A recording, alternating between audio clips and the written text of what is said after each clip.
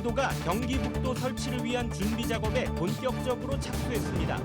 북도 발전 비전을 제시하기 위한 연구 용역과 함께 전 지역을 순회하는 도민 공청회를 진행합니다. 발달 장애를 가진 자녀를 홀로 키우는 한 여성이 말기 암 진단을 받고 수개월째 투병 중입니다. 당장 자녀의 주거 문제가 가장 큰 걱정인 가운데 발달 장애인 부모들이 집회를 열고 도지사의 주거 지원 공약 이행을 촉구했습니다. 시흥 지역에서 출장 세차 업체가 현금을 받아 챙기고 서비스를 하지 않아 피해를 보는 시민들이 늘어나고 있습니다. 고소장을 접수한 경찰이 수사에 나섰습니다. 단독 보도합니다. 시청자 여러분 안녕하십니까? 경기 주간 종합 뉴스 시작합니다. 경기도가 경기 북도 설치를 위한 준비 작업에 착수했습니다. 북도 발전 비전을 제시하기 위한 연구 용역을 진행하고 도 전역을 순회하는 도민 공청회를 열어나갈 계획입니다. 박일국 기자가 보도합니다. 경기도가 경기 북도 설치를 위한 도민 설명회를 개최하고 타당성을 검토하기 위한 연구 용역에 착수한다고 밝혔습니다.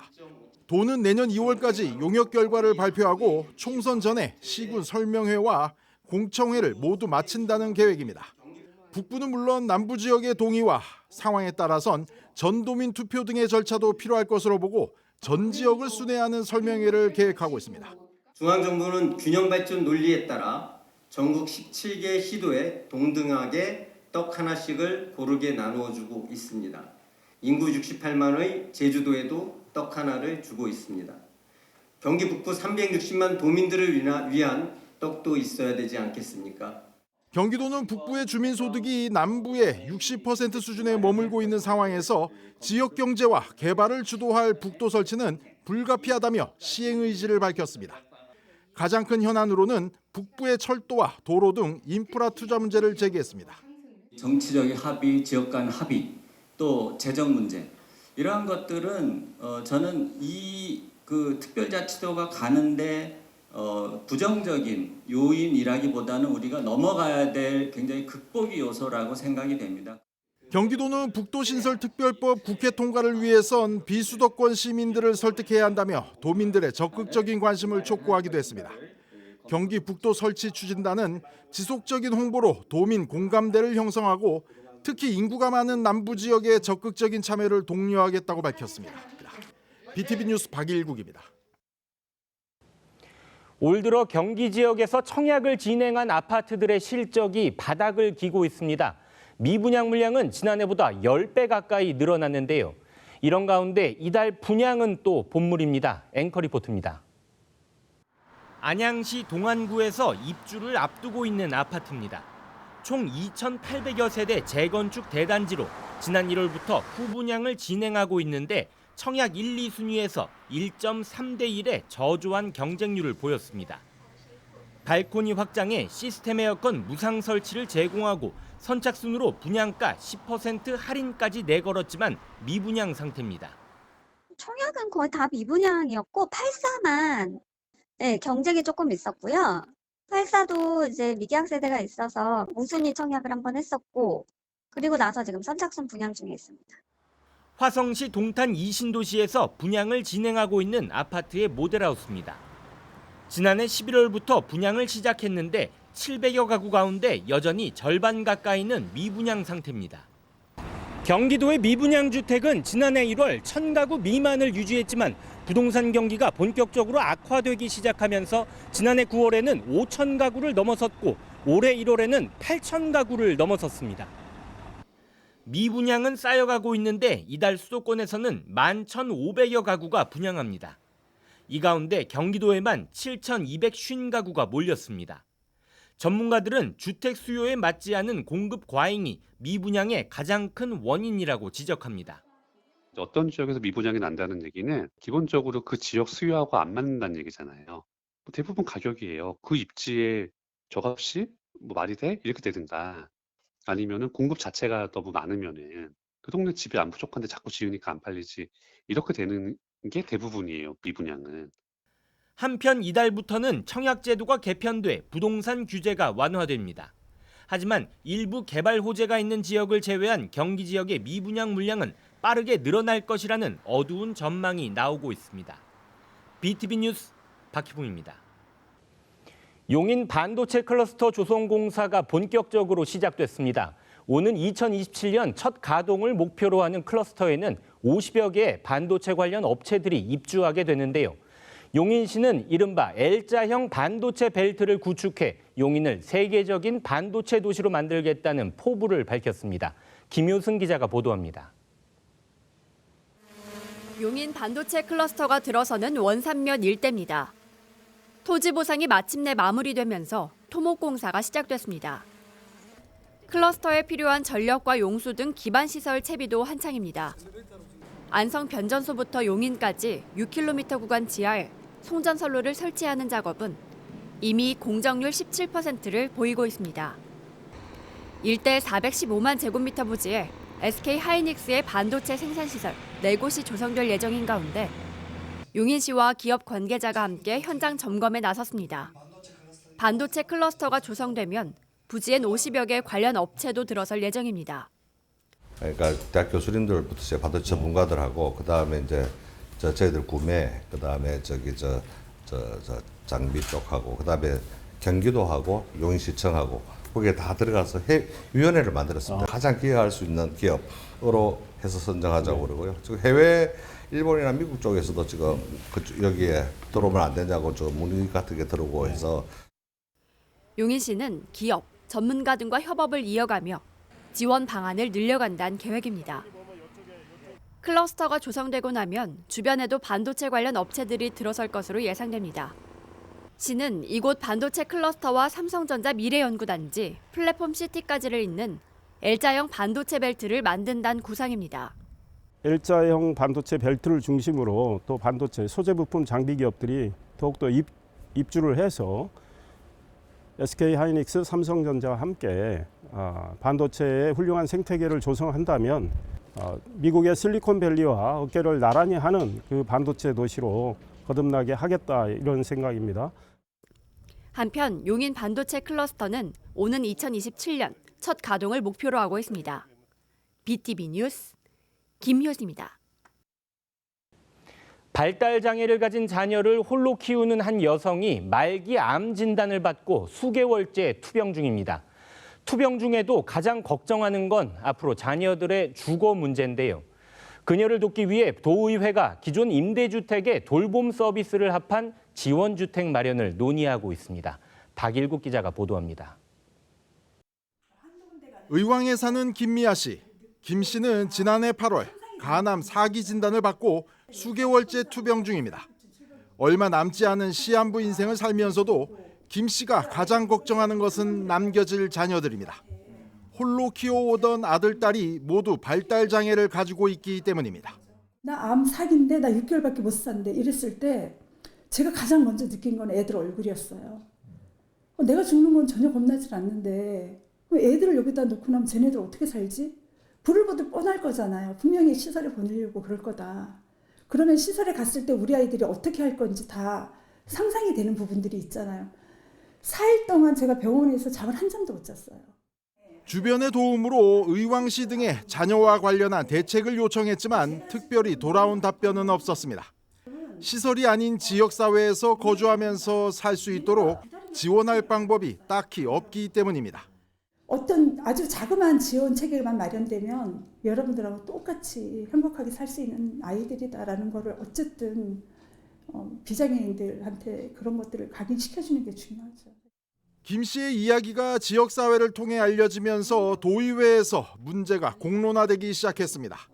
단순 임대주택이 아니라 발달장애인의 거주 생활이 가능한 방안을 찾자는 겁니다. 주택 지원이라든가 이런 부분을 좀 이제 조례로 만들어서 이제 통과된다면 어쨌든 그런 안타까운 부분들은 우리가 보호해주지 않으면 누가 보호해주겠어요. 도의회에선 기존 임대주택에 돌봄 서비스를 합한 지원주택을 마련하는 방안 등을 논의하고 있습니다. 장애인은 물론 상황이 비슷한 다른 대상자도 포함시키는 방안을 논의하고 있습니다. 하지만 조례 제정과 관련 제도를 완비하는 데는 적지 않은 시간이 걸릴 것으로 보입니다. 한편 김미아 씨는 계획이라도 나오면 편히 눈을 감겠다며 남은 여생 발달장애인의 탈시설화를 위해 모든 노력을 다하겠다고 밝혔습니다. 사람들이 그렇게 얘기해요. 네 몸부터 좀 제발 돌봐라. 근데 제 몸 아무리 잘 돌봐도 몇 달 더 사는 것밖에 더 있겠어요? 몇 달 더 사는 게 뭐가 의미가 있어요? 몇 달 더 사는 그 시간에 하루라도 빨리 아이들이 안전하게 뭔가가 이루어지는 걸 보는 게 저한테는 훨씬 더 중요한 일인 거죠. BTV 뉴스 박일국입니다. 이렇게 김 씨처럼 발달장애 자녀를 둔 부모들은 주거 문제가 가장 큰 고민 가운데 하나입니다. 도내 발달장애인 부모들이 경기도청 앞에서 집회를 열고 김 씨에 대한 대책 마련과 함께 도지사의 주거 지원 공약 이행을 촉구했습니다. 계속해서 박일국 기자입니다. 경기 지역 발달장애인 부모들이 경기도청에서 집회를 열었습니다. 경기도가 손을 놓고 있는 사이 발달장애 자녀를 둔 부모들의 극단적인 선택이 이어지고 있다며 대책을 촉구했습니다. 집회 장소에선 마이크를 잡은 부모들의 힘겨운 사연들이 이어졌습니다. 엄마가 죽기 전에 너한테 편안하게 살 곳을 마련해 주는 게 꿈이다. 그러니 엄마가 없더라도 조금만 참아달라. 그랬더니 이 아이가 하는 말이 엄마 없으면 나 시설 가야 돼? 아니면 나 어디 가야 돼? 라는 의문을 계속적으로 물어봅니다. 그러면서 하는 말이 엄마 뱃속에 한 번만 더 들어갔다 나오면 안 돼? 나 비장애로 그냥 정상적으로 태어나고 싶어 라고 말을 합니다. 이날 집회에선 이미 발달장애인에 대한 지역사회 주거사업을 진행하고 있는 서울 지역의 부모들까지 참여했습니다. 서울시에서 매년 많지는 않습니다만 매년 70호씩 지금까지 260채 정도가 장애인 집중주택이 운영되고 있습니다. 발달장애인 부모들은 우선 말기암 판정을 받은 김미아 씨에 대한 신속한 대책과 함께 김동연 지사가 후보 시절 공약했던 돌봄 사업을 즉시 시행하라고 요구했습니다.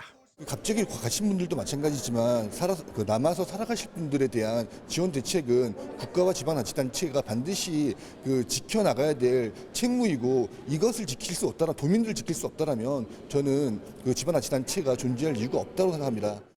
이날 도청 내에선 집회를 저지하려는 공무원과 부모들 사이에 실랑이가 계속 이어졌습니다. 경기도는 이달 중에 도지사와의 면담을 진행하고 상반기 중에는 구체적인 사업 계획을 확정하겠다고 밝혔습니다. 한편 김동연 지사는 지난 선거 과정에서 발달장애인과 가족들을 위한 종합 돌봄 사업을 공약한 바 있습니다. 인수위 과정에선 발달장애인의 주거 지원과 함께 일자리를 확대하는 것을 골자로 한 경기도형 돌봄 사업을 진행하겠다고 약속하기도 했습니다. BTV 뉴스 박일국입니다.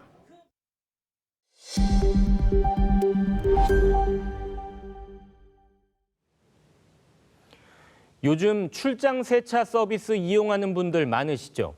시흥 지역에서는 요즘 출장 세차 사기를 당했다며 분통을 터뜨리는 시민들이 늘어나고 있습니다. 업체가 현금을 받아 챙기고 서비스를 하지 않아 피해를 보고 있다는 겁니다. 이 같은 피해를 주장하는 시민들은 50여 명이나 되는데요. 고소장을 접수한 경찰이 수사에 나섰습니다. 김성원 기자의 단독 보도입니다. 출장 세차 서비스를 신청한 유동호 씨는 최근 황당한 일을 겪었습니다. 지난달 고급 승용차 2대의 세차를 맡기면서 업체에 102만 원을 입금했지만 한 번도 서비스를 받지 못했습니다. 업체가 고급 서비스를 해줄 것처럼 이야기하며 입금을 요구했는데 돈을 받고 나서는 일정을 미루는 등 태도가 변했다고 합니다. 참다 못한 유 씨는 환불을 요구했지만 이후부터는 연락이 두절됐습니다. 처음에는 약속을 어길 때는 약품이 떨어져서 약품을 준비를 하느라고 좀 과정이 좀 길어져서 택배를 늦게 받는 바람에 그렇게 됐다고 이렇게 미뤘고요.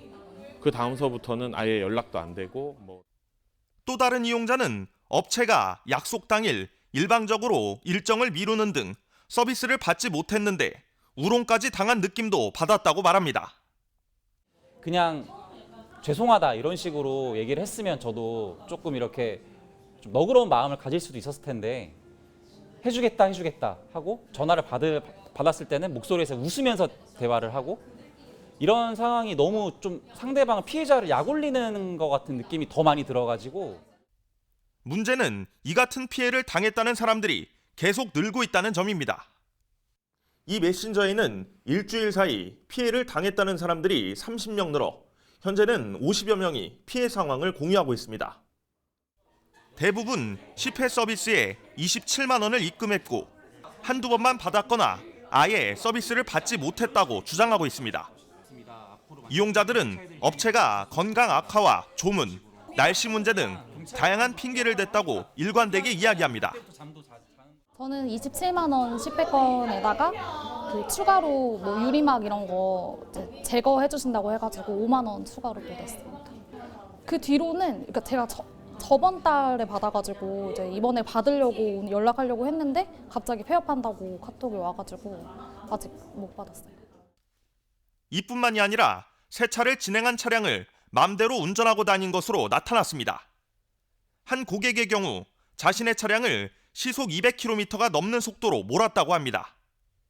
현재까지 경찰에 고소장을 접수한 시민은 30명에 달합니다. 사기를 당했다며 분통을 터뜨리고 있는 이용자들은 제대로 된 수사를 통해 엄중한 처벌이 이뤄져야 한다고 입을 모으고 있습니다. 어떻게 보면 그냥 넘어갈 수도 있는데 그냥 너무 피해받은 사람도 많고 그냥 그 세차를 2번을 맡겼지만 그거를 기다리면서 마음고생을 어쨌든 나름 한 거 이런 걸 생각했을 때 그냥 그분이 끝까지 좀 어쨌든 책임을 지시고 뭔가 처벌을 받든. 한편 논란이 불거지자 업체 대표는 일부 이용자들에게 환불을 해주겠다고 연락한 것으로 파악됐습니다. 하지만 제대로 된 환불을 받은 사람은 아직까지 나타나지 않고 있습니다. 경찰이 이와 관련 조만간 수사에 나설 예정인 가운데 피해 예방을 위해서는 인증된 업체를 정하는 것이 무엇보다 중요하고 현금을 요구하는 경우 의심해봐야 한다는 조언입니다. BTV 뉴스 김성원입니다. 오산 시민단체들로 구성된 100억 혈세 낭비 대책위가 150억 대책위로 이름을 바꾸고 진상규명을 위한 토론회를 열었습니다. 사태의 심각성과 관련 정치인들의 잘못 등 강도 높은 발언이 쏟아졌는데요. 감사원 감사 재청구 등 앞으로 구체적인 활동 계획에 대해서도 의견이 좁혀졌습니다. 임세혁 기자가 보도합니다. 오산 시민단체와 시의원, 공무원 등이 참석한 150억 혈세 낭비 진상 규명을 위한 토론회. 토론이 시작되자마자 사태의 심각성에 대해 질타가 쏟아집니다. 그래서 만져보지도 보지도 못한 그런 어마어마한 세금을 150억 종이장 날리듯이 날려버리는 것에 대해서 오산시의 노동자를 대표하여 분노합니다. 그동안 수차례 현 국회의원과 전 시장 등을 만나 물었지만 아무도 책임지려 하지 않고 서로 미루기에 급급했다는 성토도 이어집니다. 다 서로들 미루기에 급급하고 있습니다. 이것은 분명히 정치인들이 정략적으로 배설한 배설물입니다. 이것을 공약으로 내세운 정치인들 책임져야 합니다. 배상금 150억은 잘못한 사람이 감당해야지 왜 시민의 혈세로 물어줘야 하느냐며 시의 예산이 들어가면 안 된다는 주장도 제기됐습니다. 이 돈을 추경에 세우지 말라 했어요. 이 돈을 이렇게 쉽게 갚아버릴 돈이 아니다. 혈세로. 이게 누구의 책임인지를 반드시 밝혀내고 당사자가 책임을 지는 모습을 보인 이후에 이런 돈을 갚더라도 시의 혈세를 갚더라도 갚고. 또 시민들은 이미 이번 사태에 대해 잘 알고 있다며 잘못이 있는 관련 정치인들은 다음 어떤 선거에도 나와선 안 될 것이라는 경고성 발언도 나왔습니다.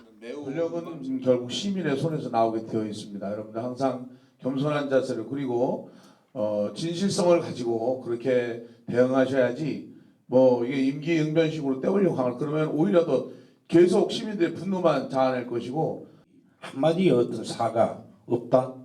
이 혈세 150억이 돼가지고 책임지지 않고 다음 어떤 선거에도 관계되는 분은 나와서는 안 된다고 생각합니다. 치열한 토론이 벌어진 끝에 시민단체들은 진상규명을 위한 시민 서명운동을 벌이고 감사원 감사 재청구와 국민권익위원회 청원 등을 전개해 나가기로 뜻을 모았습니다. 한편 이번 토론회에서는 전 시장 등 민주당 측 관계자는 요청에도 불구하고 참석하지 않았다는 지적에 민주당 소속의 시의원이 급히 패널석으로 자리를 옮긴 뒤 선배 정치인들의 잘못을 대신 사과한다는 발언을 해 주목을 끌기도 했습니다. BTV 뉴스 임세혁입니다. 이번 토론회에서는 다소 충격적인 의혹도 제기됐습니다. 환매권을 통지하지 않은 건 실수가 아니라 고의일지도 모른다는 건데요. 또 다른 논란을 예고하고 있습니다. 계속해서 임세혁 기자입니다. 열띤 토론이 이어지고 마무리가 되어갈 무렵 패널들 사이에서 충격적인 의혹 하나가 제기됩니다. 배상금을 물게 된 원인, 즉 환매권을 통지하지 않은 것이 단순한 행정 실수가 아니라 일부러 그랬을 가능성도 있다고 본다는 겁니다. 서울대병원 유치를 공약 사항으로 내걸었던 전 시장 등의 정치인들이 실패를 만회하고자 병원 부지에 미니어처 빌리지 등의 관광단지를 조성하기로 했고, 이를 위해서는 부지를 되팔아서는 안 되므로 고의적으로 환매권을 통지하지 않은 걸 수도 있다는 주장입니다. 이제 환매권 통지를 일부러 하지 않은 거 아니냐, 이런 생각을 저희 대책에서도 늘 갖고 있습니다. 저희 일반 시민들은 알지 못해도 정치인들은 알고 있었잖아요. 환매권 통지해야 되는 거 다 알고 있잖아요. 우리 빼고 다 알고 있잖아요, 그분들은. 근데 그 자리에 미니어스 테마파크 만들었고요. 이걸 어떻게 설명하겠습니까? 병원 유치 사업이 무산된 시기, 환매권 통지를 해야 하는 때보다도 앞선 시점에 미니어처 빌리지 건립 사업이 이미 추진됐던 것으로 파악됐다며 이것이 바로 증거가 아니겠냐는 말도 나왔습니다. 서울대 종합의료시설 실시 계획인가 폐지 고시가 언제 났냐면 2016년 9월 8일입니다. 폐지 고시를. 그런데 그 전에 그해 2016년 8월 16일 미니어처 테마파크가 확정이 되지고요. 폐지 고시 전에 벌써 준비하고 있었다는 이야기입니다. 토론자들은 이 같은 의혹을 해소하기 위해서라도 감사원 재감사 등이 꼭 필요하다고 입을 모았습니다. 오산시를 술렁케 하고 있는 150억 배상금 사태. 이에 대한 비판이 이어지고 있는 가운데 사태가 벌어진 원인의 고의성에 대한 의혹까지 제기되면서 더 큰 논란이 예고되고 있습니다. BTV 뉴스 임세혁입니다. 쓰레기 대란을 겪고 있는 안성시가 부랴부랴 대책을 마련하고 나섰습니다. 소각장 가동이 중단된 지 무려 보름 만에 나온 대책인데요. 안성시는 이달 중순이면 거리의 쓰레기를 모두 치울 수 있을 것이라고 밝혔는데 현실은 녹록치 않아 보입니다. 주하영 기자가 취재했습니다. 안성시 추산 2주 동안 시내에 쌓인 쓰레기는 900여 톤. 하루 73톤을 내놓은 건데 안성 거리 여기저기에는 쓰레기가 산을 이룹니다. 가져가야 돼. 일단은 가져가고 나서 하지 못하게 해야 되는데 이제 지금 계속 쌓아놓으니까 이거 여기도 저기도 쌓아놓고 여기도 쌓아놓고 저기도 쌓아놓고. 시민 불편도 쌓이면서 안성시는 2주 만에 쓰레기 수거에 나섰습니다. 방대한 분량의 환경미화원도 속력을 내고 있습니다. 2주를 수거 안 한 거라 너무 많아요. 원칙적으로 수거가 안 되는데 워낙 시민들이 이 쓰레기 배출 방법을 아직 잘 모르시는지. 안성시는 2,300톤을 쌓을 수 있는 수도권 매립지와 평택 에코센터에 기존 계약 물량 하루 20톤씩을 빠른 시간 내에 처리하겠다고 밝혔습니다. 가급적이면 빨리 치우려고 이제 시설관리공단에서 이제 업무적인 이제 부담을 갖고 이제 속도감 있게 치우려고.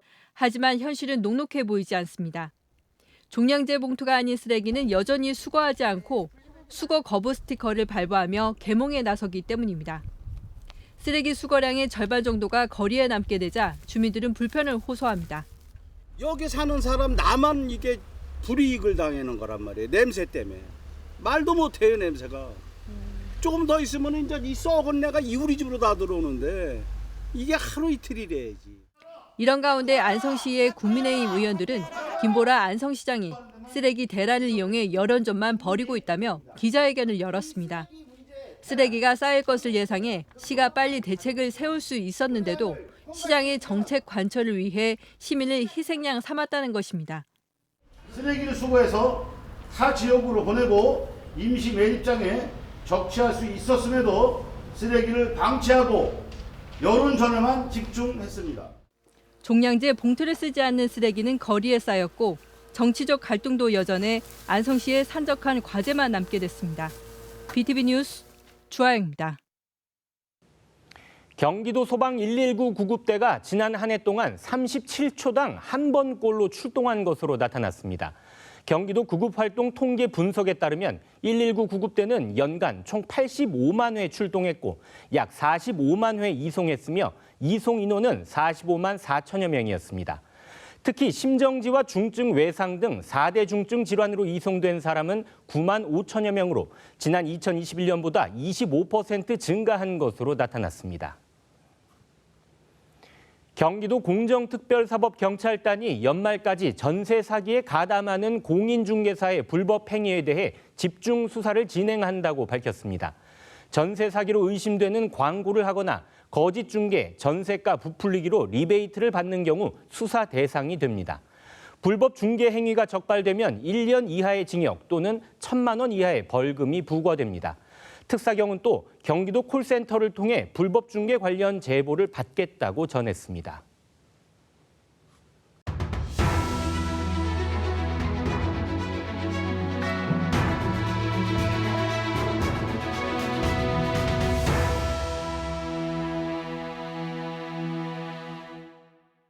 (3월) 새 학기가 시작됐습니다. 고3 수험생들은 모의고사를 시작으로 본격적인 수험 생활을 하게 되는데요.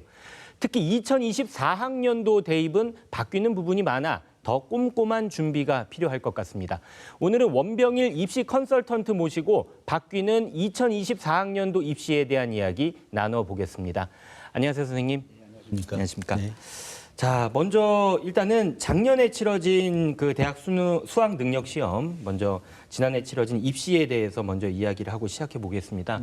먼저 뭐 총평을 좀 해주신다면요. 작년도 2023학년도 입시는 뭐 수시와 정시로 구분되어서 선발이 됐는데요. 예.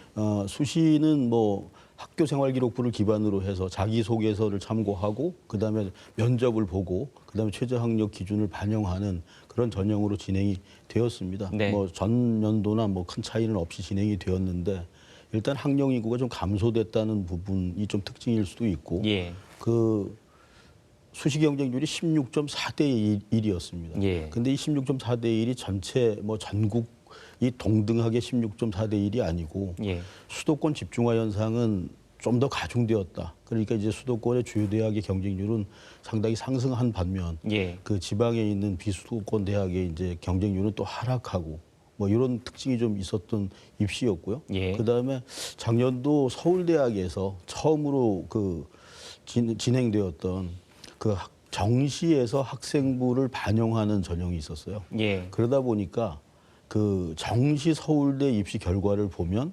학생부를 반영하기 전보다는 그 경쟁률은 조금 하락하고 예. 조금 그 수준도 조금 하락했다라는 평가가 있었던 입시였습니다. 예. 네. 이 수도권과 비수도권에 대한 그 입시 차이가 점점 더 심화되고 있다고 좀 볼 수 있을까요? 학령 인구가 줄어드는데도 그 수도권 집중화 현상은 예. 그 계속되고 있다. 예. 그 결론은 뭐 어떻게 보면은 그 교육계에서 모두가 고민하고 있는 게 지방대 그 활성화, 그렇죠. 뭐 내지는 네. 또 평준화 이런 것들 고민이 좀 많이 되는데 예. 그 이런 입시 결과를 보더라도 지방대 활성화 정책이나 이런 것들이 조금은 좀 대안으로 제시돼야 되지 않을까 예. 하는 생각도 좀 해봅니다. 예. 자, 그럼 이제 본격적으로 2024학년도 대입에 대해서 이야기를 나눠보겠습니다. 일단은 이 주요 입시 일정은 어떻게 됩니까? 일단은 수시는 이제 우리 학생들이 8월 31일까지 학교생활기록부의 기록이 완료가 됩니다. 예. 그렇게 되면은 9월 둘째 주인 9월 11일부터 예. 15일까지 이제 학교에서 3일을 선택을 합니다. 예. 3일을 선택해서 원서 접수를 진행을 하고요. 그다음 접수가 끝나고 나면은 전형 기간이 90일이 결정이 됩니다. 예. 그럼 90일 내에 학교생활기록부라든가 그 자료를 이제 학교에 제출을 하게 되면 네. 자료 검토 그다음에 뭐 면접 전형이 진행된다든가 아니면 실기고사가 진행된다든가 예. 이렇게 해서 90일간 전형이 진행이 되고 12월 둘째 주 정도에 수시 결과가 나오기 시작합니다. 예. 예. 그 또 우리 학생들이 이제 뭐 모두가 준비하는 거죠. 정시를 대비한 또 예. 뭐 수시의 최저 학력을 대비한 수능, 그죠? 수능은 올해 2023년 11월 16일 목요일에 8시 40분을 시작으로 예, 그 수능 일정이 예. 잡혀 있습니다. 예. 네. 어떻게 보면 이제 본격적으로 2024학년도 대입에 대한 준비가 시작이 된 건데 일단은 뭐 수험생도 그렇고 학부모들도 그렇고요. 2024학년도 입시가 좀 변화된 부분이 많다 그래가지고 궁금해하는 분들이 많거든요. 예. 설명 좀 이 부탁드리겠습니다. 부분은 우리 학생들이나 학부모님들이 조금 도움이 되려면 조금은 좀 심도 있게 좀 예. 살펴볼 필요가 좀 있습니다. 전략을 짜는 데 있어서도 좀 참고할 만한 이야기를 좀 진행해 보려고 하는데요. 예. 2005년생이 이제 그 지원하는 2024학년도입니다. 네. 근데 이 학령 인구가 최저치를 찍습니다. 예. 그러니까 전년 대비해서 올해 그 응시 인원의 차이만 하더라도 2005년생의 차이가 그 2004년생보다도 4만 명이 줍니다. 예. 많이 줄었군요. 그렇다고 예. 하면 만약에 대학에서 그 인원을 그대로 선발 인원을 그대로 유지한다라고 하면 상식적으로 보면 경쟁률도 낮아질 것이고 그다음에 수준도 낮아질 것이라고 예상이 좀 되겠죠. 예. 예. 이렇게 되는데 그 올해부터 그냥 자기소개서라고 하는 거를 완전 폐지해라라고 이제 돼 있어요. 자기소개서를 그래서, 폐지한다고요? 예. 그래서 이제 전 대학에서 자기소개서가 폐지된 상태로 치러야 하고 수시 입시를. 예. 그다음에 또 한 가지는 학교 생활기록부의 글자 수가 줄어듭니다. 그러니까 학생부가 축소된다고 봐야 되겠죠. 예. 이 얘기는 무슨 얘기냐면 학교 생활에 대한 기록을 비교과 활동에 대한 부분을 뭐 창의 활동이라든가 봉사 활동이라든가 독서 활동이나 교과 활동에 대한 부분을 예를 들면 3,000자를 써라라고 하는 거를 1,700자로 축소해라 이렇게 돼 있고 예. 그다음에 1,000자를 써라라고 하는 거를 700자, 500자로 줄여라 이렇게 돼 있단 말입니다. 예. 그렇다 그러면 그냥 이렇게 그냥 생각 없이 쓰는 것이 아니고 기록을 남기더라도 내가 어떤 학과에 갈 것인지 그다음에 그 학과와 관련된 가장 근접된 학교 활동은 뭐였는지 이런 것들을 정확히 선별해서 그 기록에 남겨야 한다는 겁니다. 예. 예, 그래서 자기소개서가 폐지된다는 거는 교과 외에 그 자기를 뭔가 좀 그 부각시킬 만한 기회가 또 사라진다는 얘기가 되잖아요. 예. 예, 그래서 어떻게 보면은 대학에서는 우수인재 영입을 하려고 그러면 방법을 찾을 겁니다, 아마도. 그러면 결론은 지금 카이스트에서 지금 진행되고 있는 게 좀 샘플이 될 수도 있는데 예. 그 대학마다 학생부로 교과나 학생부의 기록으로 볼 수 없는 숨어 있는 인재를 선발하려고 그러면 우리는 한번 좀 불러보고 싶다라는 걸 거예요, 아마도. 예. 그래서 그 조심스러운 예상인데 예. 그 4월 말이 되면 아마 그 대입 계획안이 대학마다 나오는데 면접이 강화되지 않을까 하는 조심스러운 예상을 좀 해봅니다. 예. 네네.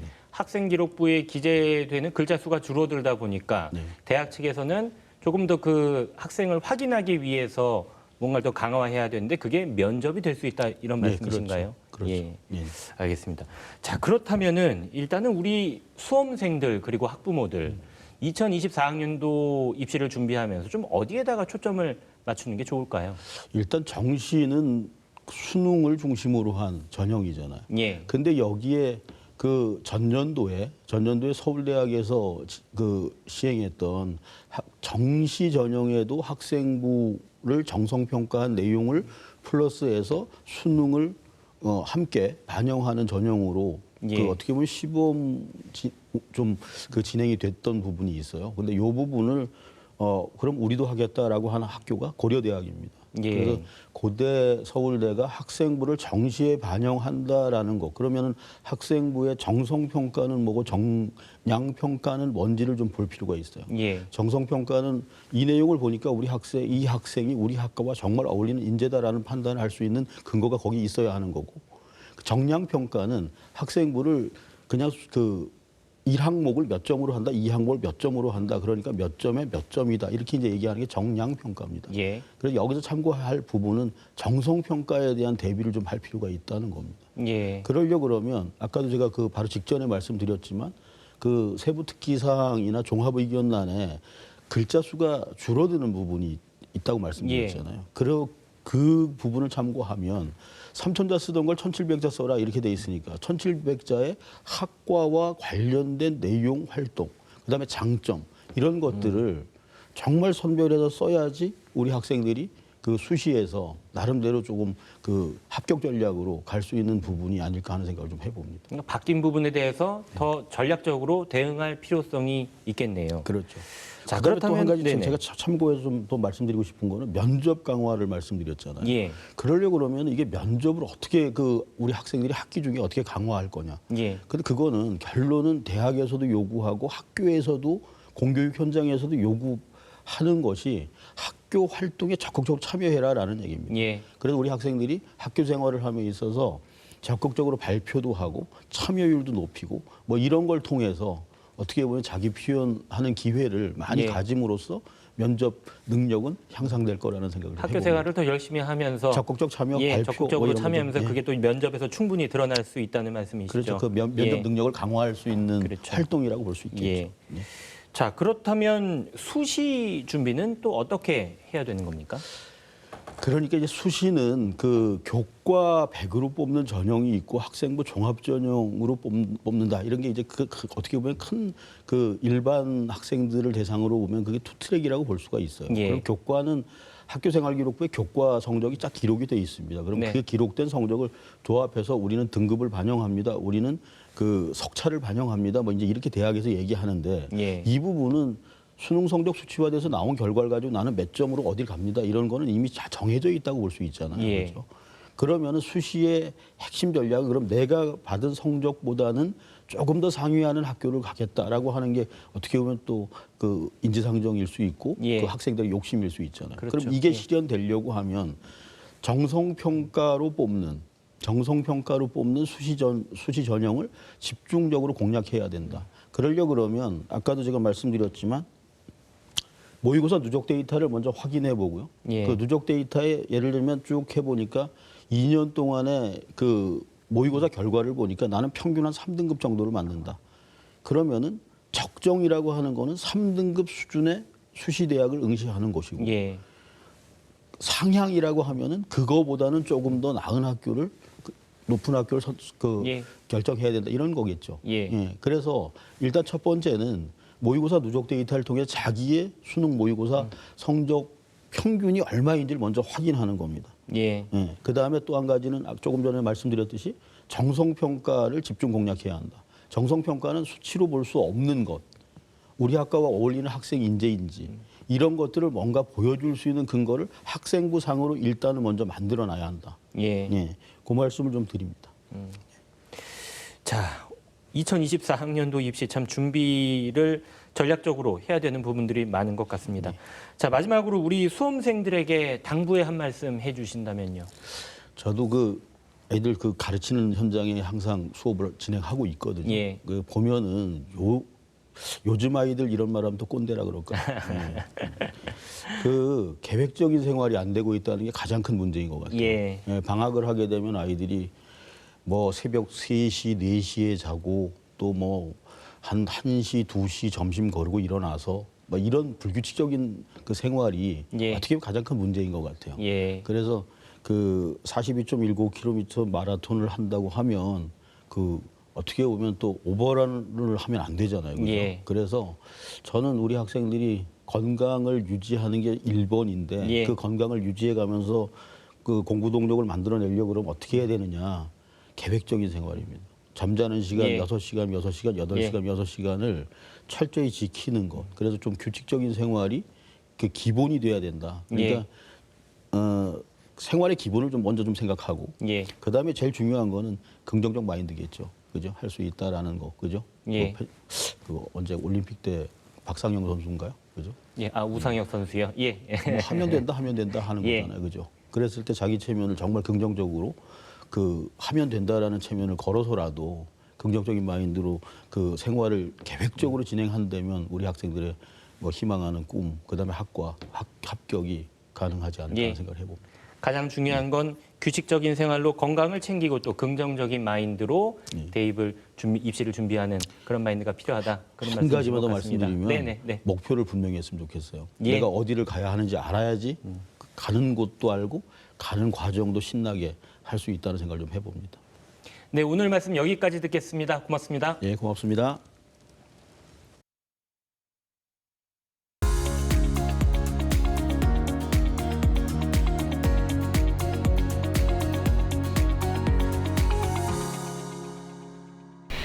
내는 119초 안전교육. 우리 집에 불이 났는데 출입구나 계단이 연기나 불길 때문에 막혀버린다면 얼른 내 몸에 줄을 묶고 창 밖으로 대피할 수 있는 이 완강기를 찾아가세요. 아파트 3층부터 10층까지는 완강기가 집에 있습니다. 먼저 명칭부터 지지대 완강기가 들어있는 완강기 함. 완강기 함을 열어보면 이렇게 후크, 속도 조절기, 내가 타고 내려갈 수 있는 안전벨트, 또 하나의 벨트가 묶여있는 릴. 명칭은 여기까지. 지지대는 이렇게 세워져 있는 스탠드 형태도 있고 벽에 붙어있는 지지대도 있어요. 이제 완강기를 설치해볼게요. 지지대가 벽에 완벽하게 붙어있는지 안정성을 먼저 확인해보고 후크를 이용해서 완강기를 달아줍니다. 지지대는 고리가 걸리는 것까지 열어준 다음 더 이상 밀리지 않도록 밖으로 밀어줘요. 이제 고리를 걸어서 완강기를 설치해볼게요. 나사를 끝까지 조여줘서 완강기가 떨어지지 않도록 조여줍니다. 이제 속도 조절기 완벽하게 설치됐어요. 벨트를 타고 밖으로 한번 탈출해볼 거예요. 벨트를 착용하는 방법 전에 아까 또 하나의 벨트가 달려있는 이 릴은 창밖으로 사람이 지나다니는지 확인하고 밖으로 던져줍니다. 자, 이제 벨트를 착용해볼게요. 여기 있는 안전고리를 끝까지 밀어서 내가 안전벨트를 착용하는데 허리에 착용하는 게 아니고 겨드랑이 아래로 내 가슴 사이즈에 맞도록 고리를 끝까지 밀어주세요. 우리 완강기의 후크는 150kg까지 견딜 수 있어요. 팔은 이렇게 W 모양으로 벽을 훑으면서 내려갈 거예요. 제가 한번 내려가 볼게요.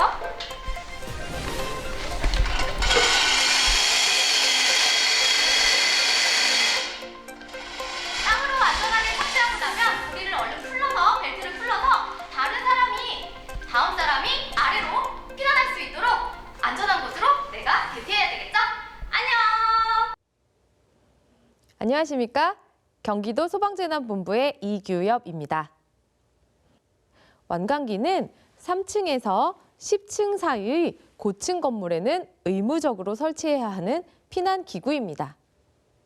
우리 집에 화재가 났을 때 완강기를 바로 이용할 수 있도록 관리하는 방법을 알려드리도록 하겠습니다. 먼저 지지대는 고정 나사가 빠진 곳이 있는지, 헐거워진 곳은 없는지, 녹이 슬거나 부러진 곳은 없는지 확인합니다. 화면과 같이 녹슨 지지대는 사람이 매달린 상태에서는 부서져 추락사고의 위험이 있기 때문에 반드시 교체해 주셔야 합니다. 완강기 함은 평소에 자리를 차지한다고 신발장이나 싱크대, 창고 깊숙한 곳에 보관하시는 분들이 계세요. 그럼 화재가 났을 때 빠르게 완강기를 설치하지 못하겠죠? 완강기함은 반드시 완강기 지지대가 설치된 곳에 가까이에 보관하셔야 됩니다. 완강기가 설치된 곳에 자투리 공간이라도 활용하려고 짐을 마구 쌓아서 완강기를 가려놓은 가정이 있는데요. 빠른 대피를 위해서는 완강기가 있는 장소는 사람이 쉽게 드나들 수 있도록 또 빠르게 완강기 설치가 가능하도록 공간을 여유 있게 비워두는 것이 좋습니다. 완강기를 사용하기 위해서 난간이나 창 위로 올라갈 때는 완강기함을 밟고 올라가면 쉽습니다. 그런데 창틀의 높이가 높은 경우 몸을 올리기 힘들 수 있기 때문에 지지대의 아래에는 항상 의자나 발 받침대를 놓아둡니다. 창을 깨고 완강기를 사용해야 할 경우도 있으니까 비상망치를 지지대 옆에 함께 비치해두고 유리를 깨다가 유리 파편에 부상을 입을 수도 있으니까요. 몸을 보호해 줄 수 있는 담요나 요가 매트 등을 같이 준비해두면 더욱 좋겠죠? 완강기 함도 한 달에 한 번씩 열어서 로프나 벨트가 훼손된 곳은 없는지 점검해 주시고요. 참고로 완강기 함에 층별 로프의 적정 길이가 적혀 있습니다. 한 층의 높이는 3m이기 때문에 5층에 살고 계시다면 15m 길이의 로프로 구성된 완강기가 필요합니다. 지금 우리 집에 있는 완강기가 층수에 적합한 길이의 로프로 구성되어 있는지 꼭 한번 확인해 보세요. 참, 제가 이번 주제를 준비하다 보니까 완강기와 간이 완강기에 대해 헷갈려 하시는 분들이 계시던데요. 지금 딱 정리해 드릴게요. 완강기는 여러 명이 최대 300번까지 교대로 연속 사용할 수 있고요. 아파트, 노유자 시설, 의료시설 등에는 3층부터 10층 사이 노래방, 음식점, 커피숍, 스크린 골프장 같은 다중이용업소의 경우에는 2층, 3층, 4층에 설치하도록 법으로 정하고 있습니다. 간이완강기는 숙박업소에 설치하도록 법으로 정하고 있고 연속 사용이 되지 않습니다. 벨트가 딱 한 개라서 한 사람만 한 번 사용할 수 있습니다. 오늘은 이렇게 건물 화재에서 대피할 수 있는 방법 중에 하나인 완강기에 대해 알아보았습니다. 저는 다음 시간에 뵙겠습니다. 감사합니다. 이상으로 경기 주간 종합 뉴스를 모두 마칩니다. 시청해주신 여러분 고맙습니다.